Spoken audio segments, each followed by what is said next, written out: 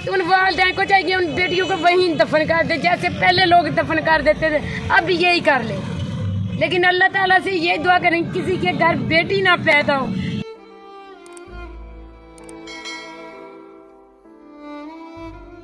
बार बार गुजारिश करती हूँ, प्लीज अपनी बच्चियों से एक दफा गुजारिश कर ले, पूछ लें उसकी बगैर मर्जी से शादी मत करें। और फुटपाथ पे कभी रात गुजरती है तो कभी रूढ़ी पे रात गुजरती है, कभी किसी के घर काम के लिए जाओ तो वो गाली देते हैं, तो कभी किसी के घर पे किसी से पानी मांगो तो नफरत करके आने के धक्के दे के छोड़ देते, बोलते पानी नहीं यहाँ से पीना, तुम गंदे लोग हो। कोई औरत भी जो है ना खुशी से नहीं करना चाहती, लेकिन मजबूरी में आन के पुकार पड़ती है।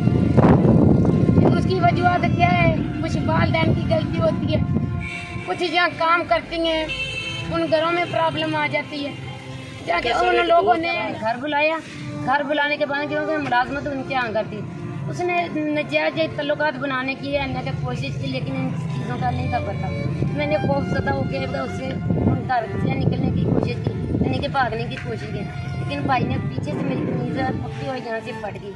लेकिन बेगम उनकी आजकल लोग काफी जो यूट्यूब पे वीडियोस अपलोड करते हैं, 50 साल बाबे ने 16 साल बच्ची से शादी कर ली, 60 साल बाबे ने 18 साल बच्ची से शादी कर ली, तो आप उन लोगों को क्या पैगाम देना चाहेंगे कि छोटी उम्र में शादी कर हस्बैंड यानी कि मेरे शौहर वो है लेकिन मजदूर है, उसकी मैं मुश्किलात कम करने के लिए लोगों के घरों में काम काज करती थी। लेकिन काम काज करने के बावजूद भी मुझे अच्छा तहफ़्फ़ुज़ नहीं मिलता था। मैं अपने बच्चों को अच्छी देना चाहती थी, पढ़ाई लिखाई मतलब उनको अच्छा देना चाहती थी। माहौल जिस माहौल में हम पैदा हुए ना, ऐसी ज़िंदगी मेरे बच्चे ना गुजारें। लेकिन मेरे बच्चों की ज़िंदगी बचाते बचाते मैं खुद ही एक ऐसी ज़िंदगी के दलदल में आने गिरी हूँ जहाँ मुझे वापसी का कोई रास्ता नहीं नजर आ रहा है।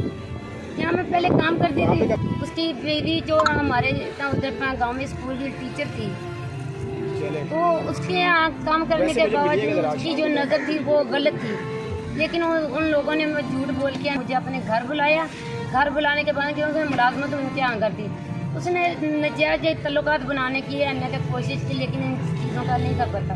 मैंने खौफजदा होकर उससे घर से निकलने की कोशिश की, यानी कि भागने की कोशिश की, लेकिन भाई ने पीछे से मेरी कमीज पकड़ी हुई यहाँ से फट गई।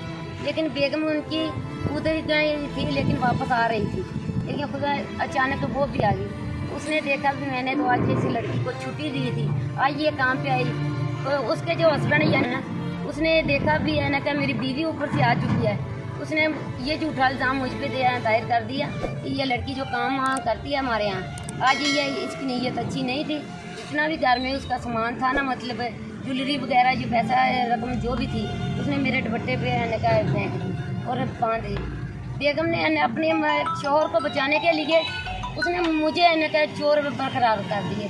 लेकिन मैं चोर बरकरार कैसे होती, ये तो मेरे खुदा की आने का कोई मुझ पर रहम करम था, जो फिर भी मेरे कुछ ना कुछ बच्चे को, लेकिन मैंने उनका नुकसान कभी नहीं किया था। उसके बाद मैंने दूसरा काम है जो कि कोई औरत भी जो है ना खुशी से नहीं करना चाहती, लेकिन मजबूरी में आन के पुकार पड़ती है। उसकी वजूहत क्या है, कुछ वालिदैन की गलती होती है, कुछ जहाँ काम करती हैं उन घरों में प्रॉब्लम आ जाती है। जाके उन लोगों ने आजकल लोग काफी जो यूट्यूब पे वीडियोस अपलोड करते हैं, 50 साल बाबे ने 16 साल बच्ची से शादी कर ली, 60 साल बाबे ने 18 साल बच्ची से शादी कर ली, तो आप उन लोगों को क्या पैगाम देना चाहेंगे कि छोटी उम्र में शादी कर देते हैं? मैं उन वालिदैन से यही गुजारिश करूँगी, प्लीज़ अपनी बच्ची में अपनी देखभाल जो करते हैं अच्छी परवरिश खुद कर, लेकिन जहाँ शादी की टाइम आता है ना, तो वालिदैन यानी कि अमीरियत को देखते हैं, भी जिसके पास दौलत है ये वो, प्लीज़ उनकी दौलत पे न देखें, बच्चों की खुशी भी देखें कि हमारी बच्ची यहाँ खुश रह सकती है या नहीं, यहाँ अच्छा तहफ़्फ़ुज़ मिल सकता है या नहीं। इंसान की ज़िंदगी का कुछ पता नहीं है, वो कब किसे क्या हो जाए, खुदा न खास्ता। मुझे नहीं पता भी मैं अपने शौहर से पहले मर जाऊँ या उसे कुछ हो जाए, लेकिन मेरे बच्चों के जरिए भी मैं जितना भी ज़िंदा हूँ अपने बच्चों की सोच से ज़िंदा हूँ। लेकिन प्लीज़ उन वालिदैन से मैं गुजारिश करती हूँ, अपनी बच्चियों को शादी से पहले उनकी रजामंदी ज़रूर जान लें, और जहाँ खुश रह सकती हैं या नहीं रह सकती। मैं उन वालिदैन से बार बार गुजारिश करती हूँ,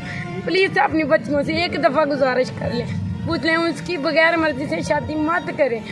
अगर बेटियाँ वालिदैन के घर बोझ बन सकती हैं ना, तो उन वालिदैन को चाहिए उन बेटियों को वहीं दफन कर दे, जैसे पहले लोग दफन कर देते थे, अब यही कर ले।